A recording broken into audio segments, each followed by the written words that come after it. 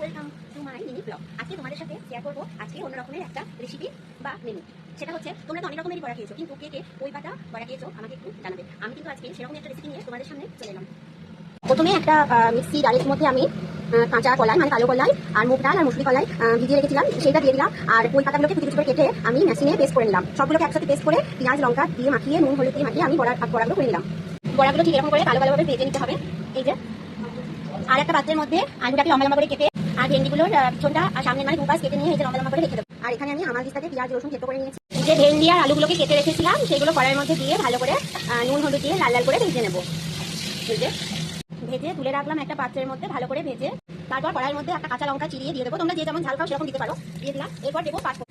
এই যে পাঁচফোড়নও দিয়ে দিলাম। তরকারিটা যেহেতু নিরামিষ তরকারি নয়, তার জন্য আমি আদাটা ব্যবহার করবো না। এমনিতে যে তরকারিগুলো আঁশ হয় সেই তরকারিগুলোতে আদাটা দিই না। আর যেগুলো নিরামিষ তরকারি হয় সেগুলো আদা ছাড়া হবে না, কোনো একটা মশলা দিতে হবে। এই জন্য লঙ্কা আর পাঁচফোড়ন দেওয়ার পর থেতলে রাখা পেঁয়াজ আর রসুন দিয়ে দিচ্ছি কড়াইয়ের মধ্যে। এই যে,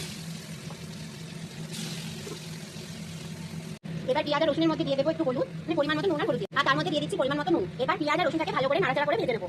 এই যে ভালো করে ভেজে নেবো।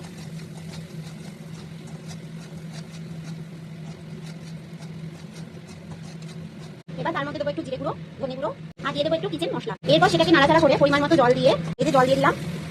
এরপর আমি দিয়ে দেবো আমার ভেজে রাখা ভেন্ডি আর আলুগুলো।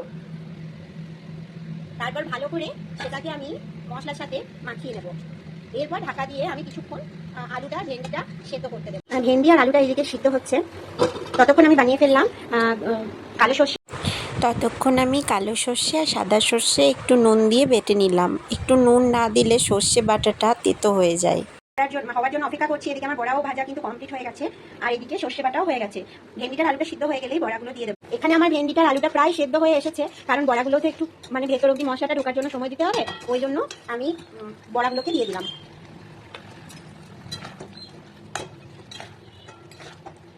2 মিনিট অপেক্ষা করবো বড়াগুলো সাথে মশলাটা মিশে যাওয়ার জন্য।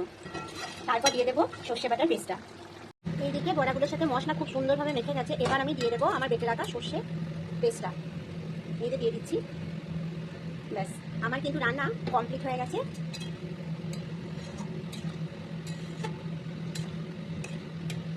এবার আমার নামিয়ে নেওয়ার পালা। এবার বলো তোমাদের কার কার এই রান্নাটা পছন্দ হয়েছে। তোমরাও কিন্তু একবার বাড়িতে ট্রাই করে দেখবে।